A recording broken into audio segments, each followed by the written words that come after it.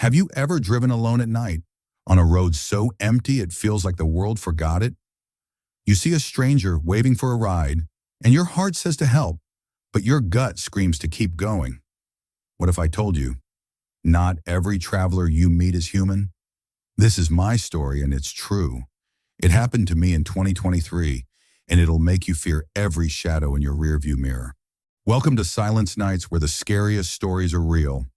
I'm James, and this is the night I made the worst mistake of my life. Let's dig into it.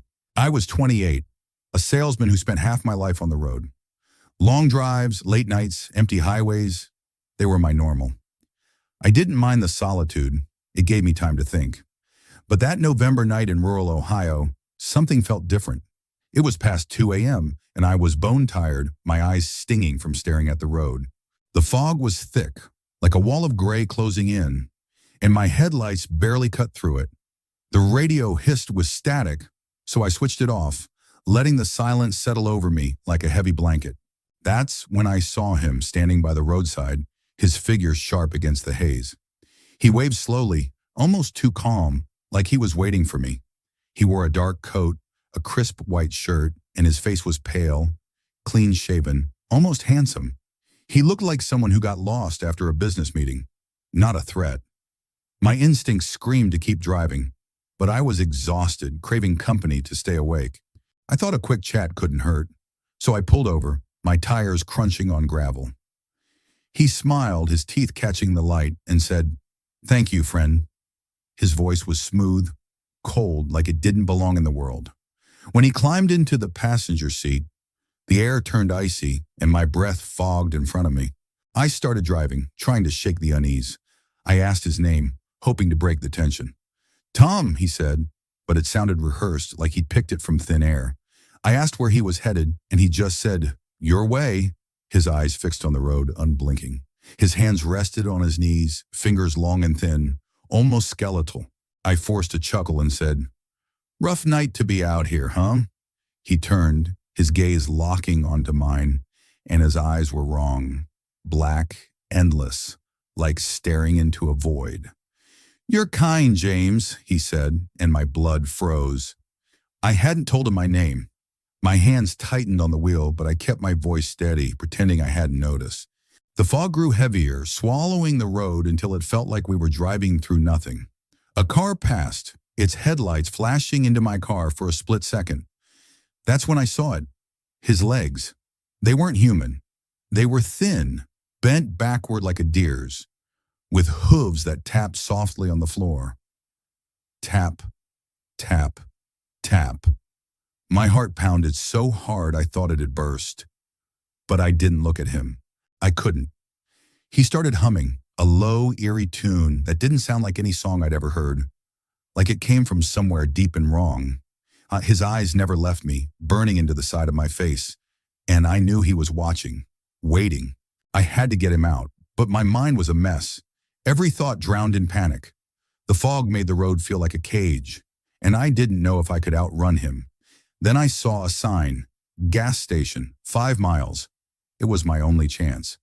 I swallowed hard and said, "I'm low on the fuel. Mind if we stop?" He nodded, his smile stretching wider, showing teeth that were too sharp, too many. My stomach churned, but I pushed the gas pedal, weaving through the fog until the station's dim light broke through. It was closed, deserted, the pumps standing like ghosts in the haze. Nobody was there, just us. I took a shaky breath and said, "The car's acting up. Can you check the back tire? It might be flat." He stared at me, his head tilting slowly like a predator sizing me up.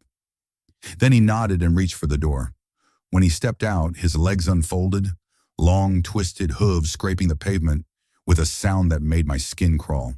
His shadow stretched across the ground, impossibly tall, its edges jagged. I didn't wait. I slammed my foot into his side, kicking with everything I had.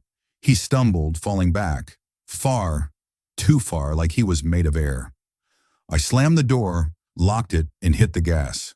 The tires screeched and the fog closed in behind me, hiding him.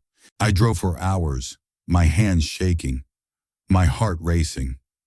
I kept checking the rearview mirror, expecting his face, but there was nothing. Just the road, endless and dark.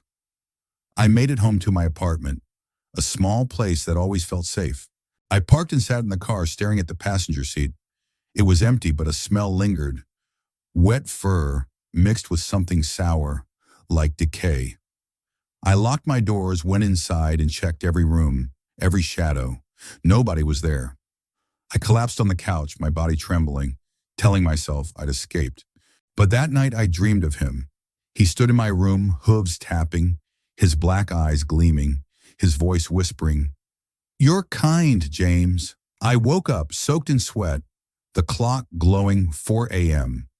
Then I heard it, tap, tap, tap, outside my window, slow and deliberate. I forced myself to look, but there was nothing, just fog, thick and swirling, like it was watching me. The next morning I checked my car. On the passenger seat was a mark, a hoof print burned into the fabric, black and deep, like it had been seared by something unholy. I sold the car days later and moved to a new town, swearing I'd never drive that road again. Every night I hear it, tap, tap, tap, outside my door, closer each time, like he's still out there, following me. This story is true, and it happened to me. If it sent chills down your spine, hit the like button and subscribe to Silence Nights for more true horror tales. Do you have a creepy road story? Email it to silencenightsbox@gmail.com with clear sentences and let us know how to credit your name. Share this with a friend who drives alone at night. Stay safe and never stop watching the shadows.